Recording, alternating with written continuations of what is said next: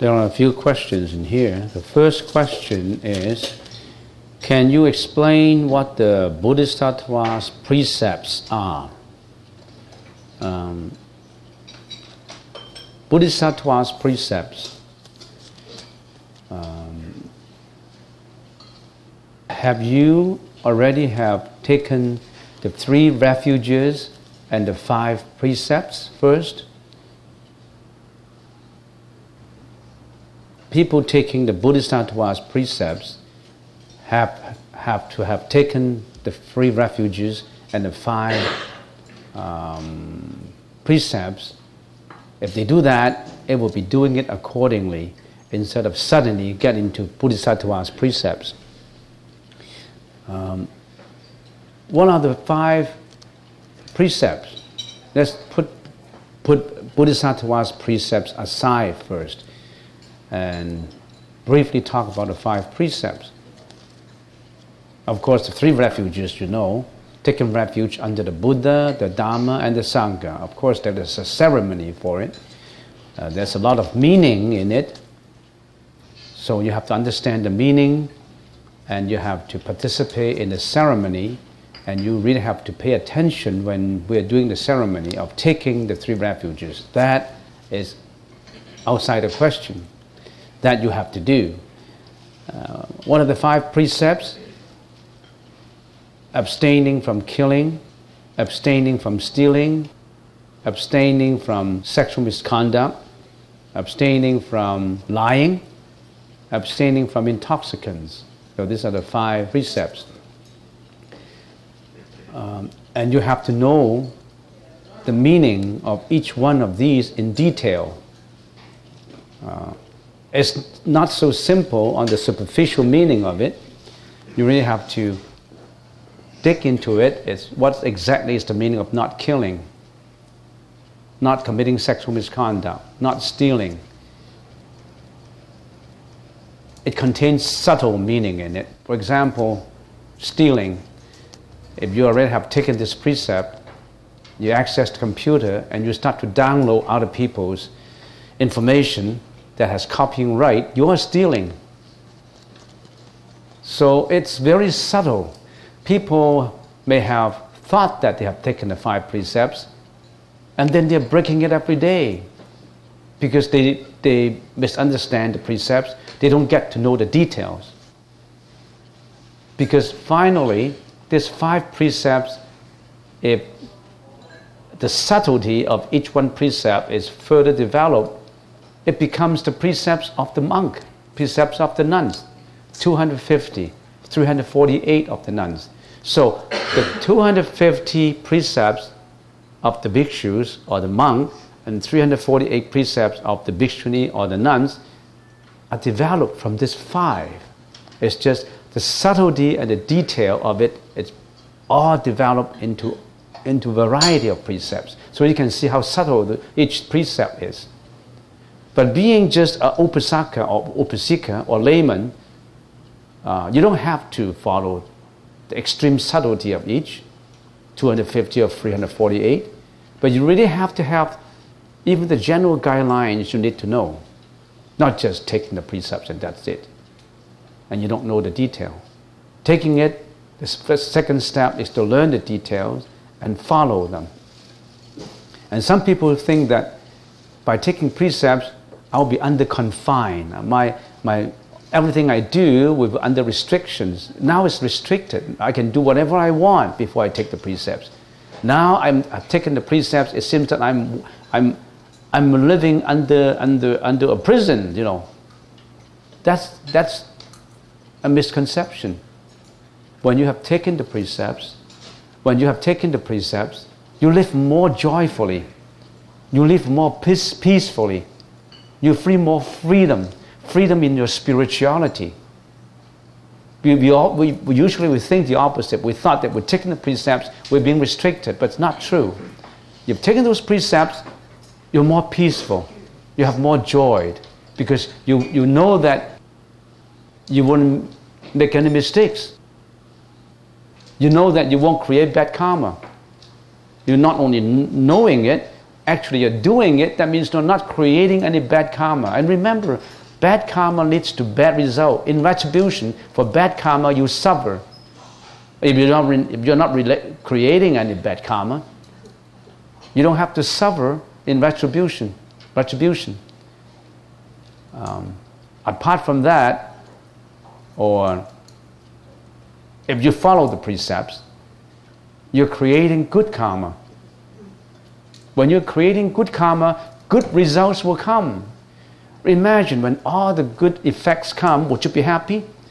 Or on the other hand, when all the bad effects come because you have broken the precepts or because you have done killing, lying, sexual misconduct and all that, that would only give you suffering. But ordinary people, they just think the opposite. They think they want to be free. They want to do whatever they want. Does not matter as long as they're happy. And they don't know what is happiness. So, following precepts, not only do these precepts give you more freedom, they help you to pave your way for enlightenment. So those are the 5 precepts. And what are Bodhisattva's precepts? The Bodhisattva's precepts include all the 5 precepts. Except that the Bodhisattva's precepts concentrate more on every single thought. The 5 precepts emphasize more on the actions. You could have germinated a thought of killing, but as long as you stop it in time, you won't do any killing. You can germinate, or you will, if you can't control yourself, you germinate a thought of sexual misconduct, but you haven't done it. Then you haven't broken the precept, but you still have that thought. When it comes to the forefront, you stopped it because you have that energy of the precepts, spiritual energy to stop you from doing it. But yet, in your mind, you still have that thought in you. But the Bodhisattva's precepts are more geared towards, hey, purify your thought. Start from your thought, not just the action. So, more and more, you're purifying your thought. Remember what we said back in the meditation hall? We said we have to be mindful. You watch every thought. Every thought has 4 causes, you know that? I already mentioned. It's good to reiterate it here again. The main cause, the immediately preceding cause, the object cause, and the precipitating cause. The main cause in the Chinese language is yin yuan. The immediately preceding cause, ci di yuan. The object cause, suo yuan yuan. The precipitating cause, zheng shang yuan. So all these causes work towards your thought being born and your thought sustaining, your thought carry you into action, and then your thought disintegrate. So Bodhisattva's precepts are geared towards watching your thought, not just your action. So it's more difficult. It's more in detail. You have to study the sutra on the Bodhisattva's precepts.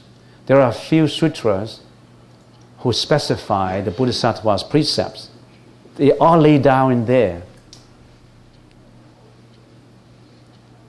So we really have to bring our Bodhisattva's precept sutra to explain it if we want to detail. This is just the main points. The main point is precepts not just in the action, in the thought. It goes into more subtle, into the subtlety of the body, mind, and speech. So that answers the first questions. You really have to study it before you know. The second question is, how does Buddhism explain the origin of life? In other religions, they explain God created all humans and living things. That's the general questions that people like to ask all the time. And no religion on earth can explain these questions to you, to your satisfaction. And this question is actually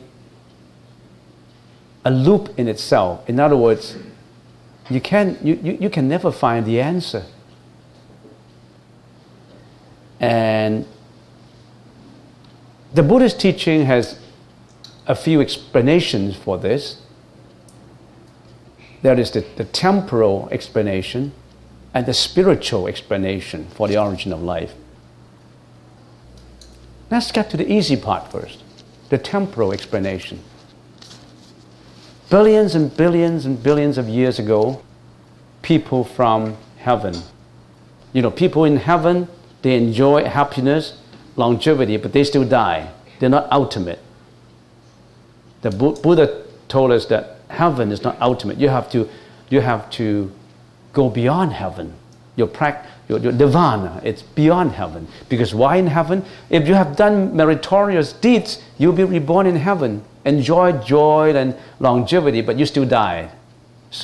But there's 28 heavens, 28 levels. Remember, we have the Kama Dhatu, Rupa Dhatu, and Arupa Dhatu. I'm not going to explain that in detail because it takes time. So billions and billions and billions of years ago, there was one heaven, the light sound heaven. Let's do it. The light, we call it the light sound heaven.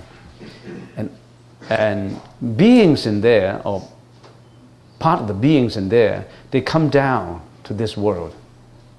And they come down to this world playfully.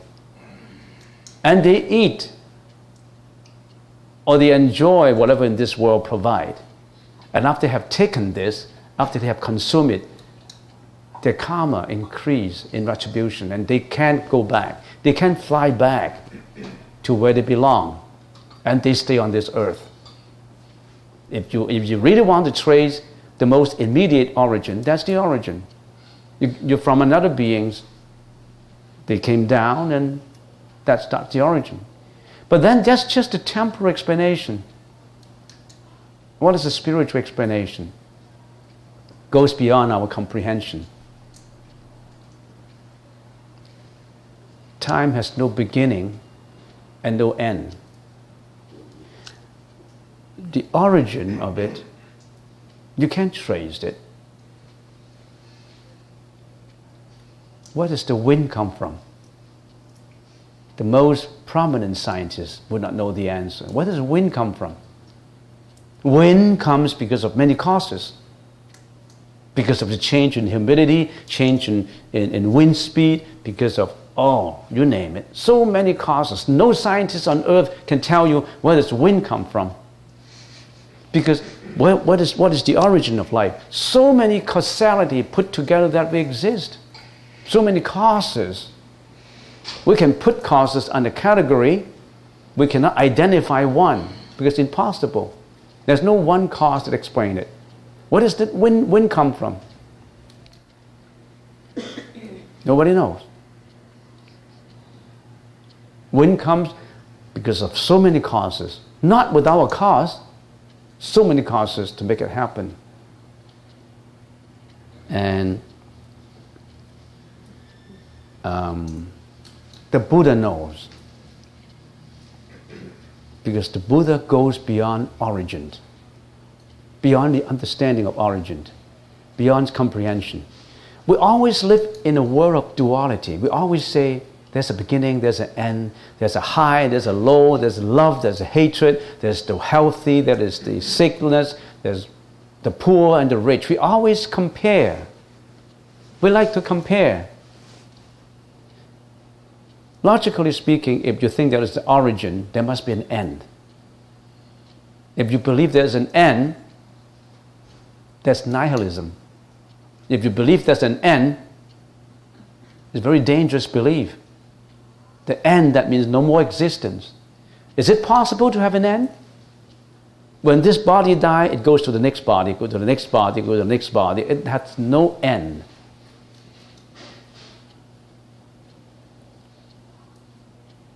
So there was one person who was at the road, at the crossroad. He was walking and come to a cross section where they're at the crossroad. And suddenly he was shot by an arrow. It shot into his heart, close to his heart, not immediate death. And he collapsed. And all the other bystanders flocked up to him and tried to find out what happened. And that arrow was a poisonous arrow. And one bystander said, "Hey, what happened to this guy? Where does the arrow come from? Does it come from the south, east, west, north?" Another said, "What is this arrow made up of? It seems to be metal, and it seems to be wood, and it seems to be stone. Let's find out what this arrow comes from, and how people make this arrow. Why somebody shoot an arrow at him? Let's find out all these reasons." And by the time you get answer to these reasons, you're dead. The man is dead. The most immediate urgency is to rush him to the hospital, not trying to find out the origin, not to find out the reasons. By the time we want to find out the reason of the origin of life, we're too old to practice. By the time that man make everybody happy by providing an answer, he's dead. The most important is to cure your emergency first. Follow your precepts, practice it. Don't get into reincarnation anymore. You'll find that answer when you're at nirvana. Why do you have to find out what kind of arrow? Where does it come from? What is it made of? It's getting late. Time is ticking. Everybody is approaching that destination called death. And right at the moment of the death, suddenly you say, "Oh, this is a dream. I shouldn't have worried about the origin of life. I should practice." It's too late. So this question, it's you need it and you don't need it. There's no answer for it. And if you think that if Buddhism can provide me a sufficient answer, a good answer, I'll believe in Buddhism. If other religions give me a better answer, I'll believe. I tell you, no religion on earth can explain this. And there's no need to explain this. And I say no prominent scientist on earth knows exactly where wind comes from.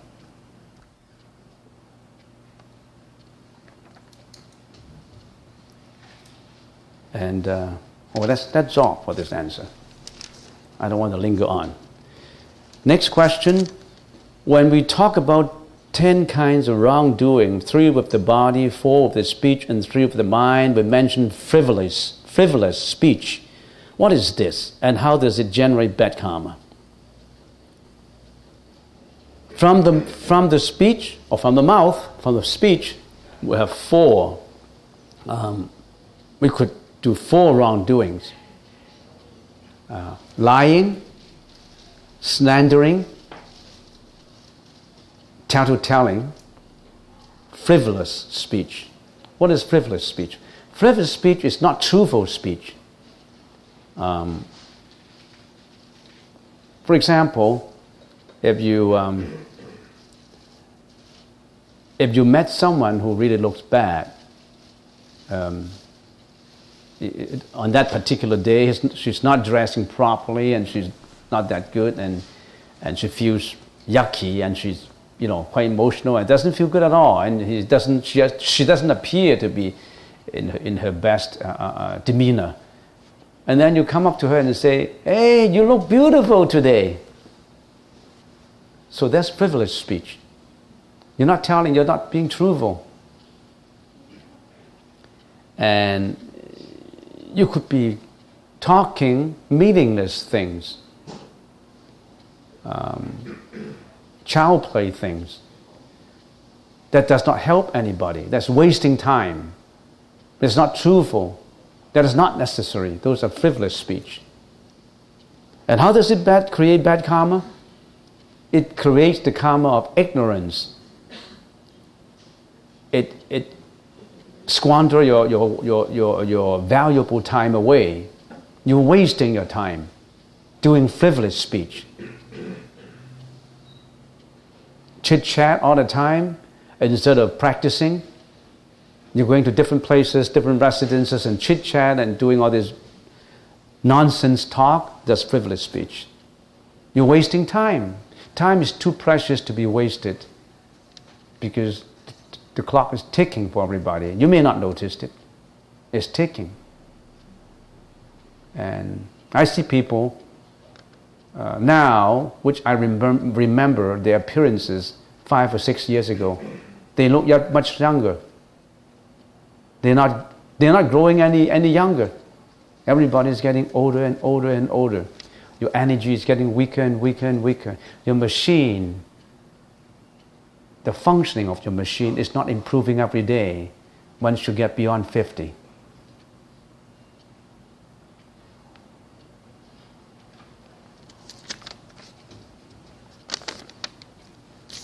Next question. What is the difference between a mantra and a sutra? A sutra is a discourse. What's the meaning of a sutra? A sutra is a Sanskrit word. It means joining together for memory. It's just like a beat with a rosary, with one beat after another, using a string to join it together. So the meaning, the philosophy, the truth of what the Buddha said, we use words to join it together. So this joining words together, and it contains meaning. It contains meaning so that people can recite it, memorize it, and remember it, and practice it. Like a sermon. That's a sutra. A mantra, it's an utterance that summarizes a lot of meaning. And when the Chinese monk translate them, they couldn't really translate everything in detail because one word could contain a lot of meaning. So they just translate the sound of it instead of translating the meaning. For example, Om Mani Padme Hum. If people do not explain to you the meaning, you won't know because that's a mantra. It just contains the sound and not the meaning, because meaning is a Sanskrit meaning. However, people who study Sanskrit, you know the meaning. And from that perspective, a mantra also contains meaning. But when the Chinese chant a mantra, because they didn't translate the meaning, only transcribe the sound, they don't know the meaning. But we know that Om Mani Padme Hum, that has meaning. Om means, very briefly to explain it, Om is the mother of all sound, the origin of all good deeds, the origin of all merits. Mani is the most precious jewel on earth. That symbolizes the Buddha nature. And Padme is flower, it's lotus, which symbolizes purity of body, action, and mind. And home is a bodhicitta, it's a seed, a bodhi seed planted. Every time when you chant Om Mani Padme Hum, a bodhi seed is planted in your consciousness. So it all has meaning. So that's the mantra. And just to give a few words more, maybe it's easy to differentiate the meaning of a sutra and a mantra. Is easy. It's more difficult to differentiate between a dharani and a mantra. Dharani, Mahakaranika Dharani. Remember we chant this morning? Usually we abbreviated it by saying the mantra of compassion. Actually, it should be called the dharani of compassion.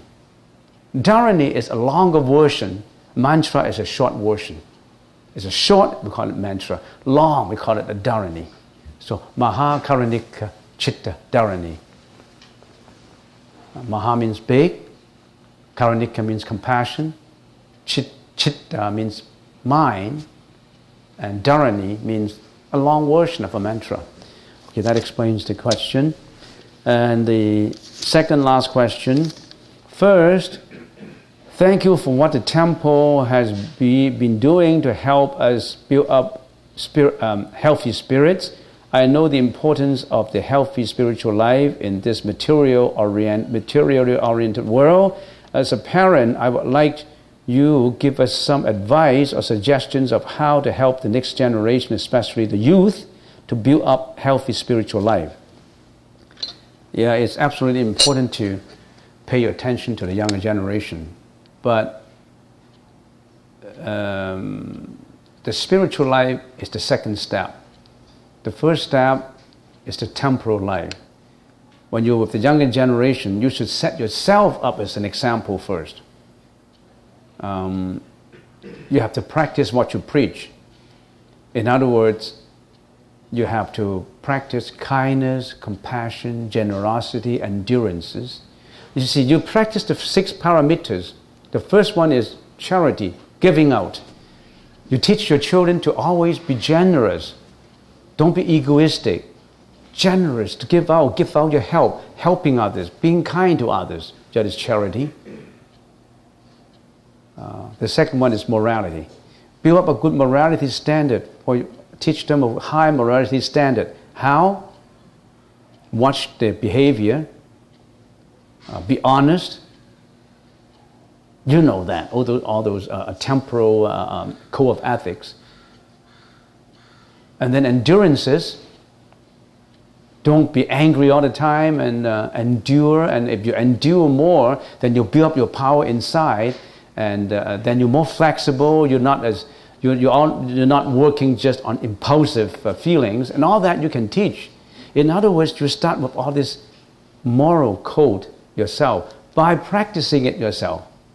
I remember 6 years ago, I think about 6 years ago, there was a gentleman who came to me, and he wanted my advice. He said, my kid is now in grade 10, and he's not studying. He's lazy. He's watching television all the time, and he's just being lazy. And by that time, he was in grade 10 or 11, I don't know. The next year, he's going to university. If he studied like that, he can never get to university. What's the best way of teaching my kid so that he get into university? It seems that it's hopeless.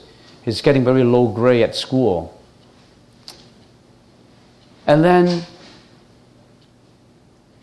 he said, can I arrange an interview, a meeting for my kid with you, so that maybe there's some private problems that he would like to talk to you and not me. So he arranged a meeting, and I met his kid, a grade 10 or grade 11, I don't know, I forgot.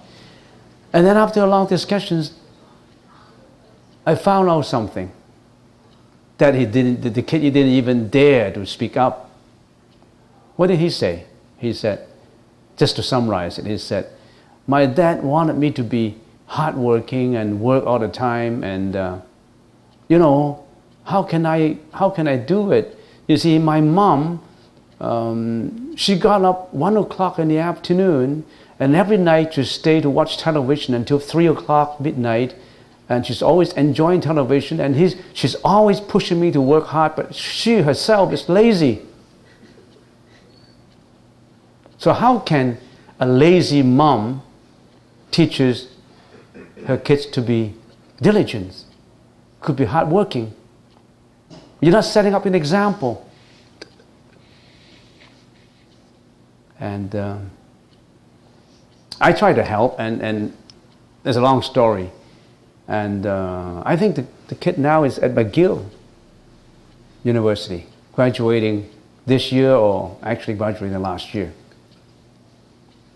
So the parents have to set an example, and you're asking me, what should I do to help the generation? Teach them a moral code that you understand. You work hard yourself, and you always set up meeting with your youth, to communicate with them more, find out their problems, sympathetic with them, help them out. No, it does not matter how busy you are. You could be the busiest mom on earth. You could be a single mom looking after a few kids, but you still have to have time for your kids to find out more about them, to communicate with them. Communication is extremely important when you're dealing with kids. The most abusive attitude of a parent is not the physical part. It's the absence part. You're never there when they want you. So that's the most important. Then you understand more about your own children. Then you slowly teach him or her how to achieve that spiritual life. Tell her to get rid of material-oriented desires. And tell him that what happiness, what's the definition of happiness? Happiness is not just from material. It's from inside. It's from within. Now that requires a high intelligence level. If he doesn't have a groundwork, he can't work that high level. You have to provide him with the groundwork about the ordinary moral code of ethics. I guess the answer to this question could be very, very long, and I'm not going to linger on with this. So last question, can meditation help to get rid of emotion, pains from the past? Well, if the past gives you emotions and sadness, the most important is to, whenever it comes up, it's a thought coming. It's a thought coming up. You watched it. You watch it as if you are a third person. Well, this emotion is because of some suffering in the past. And that past is gone. Why do I have to attach to it? The past is not obtainable anymore, and I don't want to obtain it anymore. The past is gone. How come I still linger on to it? Because I feel grief-stricken by it. I feel I still have the pain. I feel it's unfair. Well, think about this. You work out your own karma. Whatever you suffer in the past is because of your own endeavor, because of your own efforts. Repent, change. You already changed to be a new person. Why stay back in the prison of emotion? You came out from the prison of emotion. You already bid farewell to your prison, and you want to go back to it? No more prison. Don't go back. Whenever it comes back, get rid of it. You say, I don't want this anymore. I have a new life. That is gone. That is of the past. No more attachment to it. The past mind is not obtainable. The future mind hasn't come yet. And the present, I'm going to work hard at improving it. So whenever it comes up, you can't help sometimes stopping it from coming up. But when it emerges, you just say, no, don't emerge anymore. You have to train yourself doing this. When the thought comes up, a thought of emotion, a thought of sadness, a thought of bad experience, a thought of abuse, for example, throw it away as if it is garbage. Throw it away as it's garbage in your house that you have to throw outside the door. Don't let it stink the atmosphere. Don't let it stay for too long. Otherwise, it stinks the atmosphere. You have to learn to get rid of it. Throw it away. And after training yourself, every time when it comes up, every time when a thought of emotion, of pain, of suffering comes up, you throw it away as if it's a garbage, then you'll be successful in getting rid of it. But if you hang on to it and being influenced by it, you can't let it go. So it depends on you. Or you can replace the emergence of such feeling by a mantra's power. Whenever it comes up, a feeling of the past experience comes up, just chant Om Mani Padme Hum, Om Mani Padme Hum, to replace it. Because remember, the immediately preceding thought makes way for the next thought. The disappearance of the first moment makes way for the second moment. let that painful feeling disappear to make way for a more active, for a more useful feeling, a feeling of charity, a feeling of endurance, a feeling of wisdom, a feeling of helpfulness and compassion. Replace it. It's all in your mind. It's all in your efforts.